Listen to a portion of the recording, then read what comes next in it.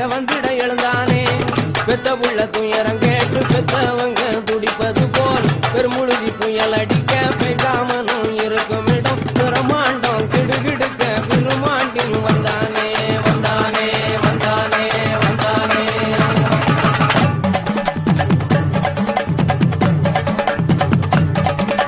வெண்பொங்கல் தேங்காய் பழம் விபூதி அதான் வெறுப்பதென்ன அர்த்தம் கட்ட காபோதி இது பேச்சியம்மா குடியிருக்கும் கடலடா எடுத்து பேசினாக்க கிழிஞ்சு போகும் குடலடா மாட்டுக்குடல் மாலை ஓடும் பராரி முதுகிலேறி செய்ய போறேன் சவாரி சவாரி சவாரி. இப்படி விரும்மாண்டி சொன்னதும் 2 பேருக்கு கடுமையா சண்டை நடந்துச்சு. அப்ப பூமியெல்லாம் நடுங்குச்சு, மலையெல்லாம் உடைஞ்சிச்சு. இத பார்த்த சில பேரு வீணா எதுக்கையா சண்டை போடுறீங்க, சமாதானம் பேசி தீர்த்துக்கலாம் அப்படின்னாங்க. அவங்களும் அதுக்கு சம்மதித்தாங்க. அப்புறம் பஞ்சாயத்தார் தீர்ப்பு சொன்னாங்க. என்ன சொன்னாங்க? தொட்டப்பநாயக்கன் ஊர்லயும் மதுரை மொட்டக்கோரத்து பக்கத்திலையும் கொடி ஒண்ணு நட்டு வைப்போம்.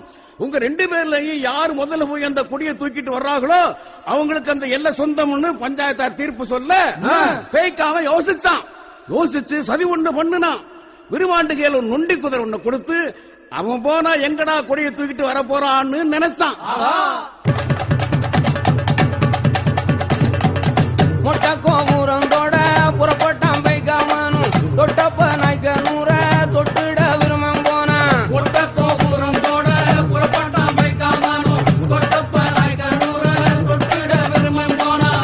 ஏற்க நினைச்ச அந்த பைக்காமன் எல்லையையும் செத்தை அளந்து வந்து ஜெயிச்சானே விருமாண்டியும் ஜெயிச்சானே விருமாண்டியும் ஜெயிச்சானே விருமாண்டியும்.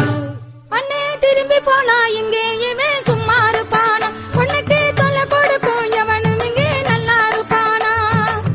என்ன நானும் செய்ய போறேன் எனக்கு ஒன்றும் தெரியவில்லையே. அட அண்ணங்கார வீரமம் போனா வேறு எதுவும் வழியும் இல்லையே. அதனால என்ன பண்றதுன்னு யோசிச்சு ஒரு தந்திரம் பண்ணுனா பேச்சியம்மா. என்ன செஞ்சா? தன் விரல்ல போட்டிருந்த மோதிரத்தை கிணத்துக்குள்ள போட்டுட்டு அண்ணே அண்ணே மோதிரம் விழுந்துருச்சு எடுத்து கொடுங்கன்னு சொன்னான்.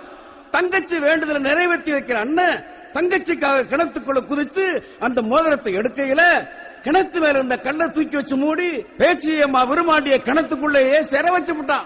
என்ன தங்கச்சி, உனக்கு உதவி பண்ண வந்த எனக்கு இதுதான் நீ காட்டுற நன்றியான்னு விருமாண்டி கேட்க பேச்சியம்மா யோசிச்சு தினந்தரம் அண்ணனுக்கு பூஜை பண்ண சூலி பொண்ணு சூலி மாடு கொடுக்க நம்மளால முடியுமா, கொடுத்தா இந்த ஊரு உலகம் தான் தாங்குமா அப்படின்னு நினைச்சு அண்ணன் கிட்ட சொன்னா, அண்ணே நீ கேட்டபடி உனக்கு பூஜை பண்ண முடியாது, ஆனா உனக்கு நாங்க என்ன பண்ணுவோம்னா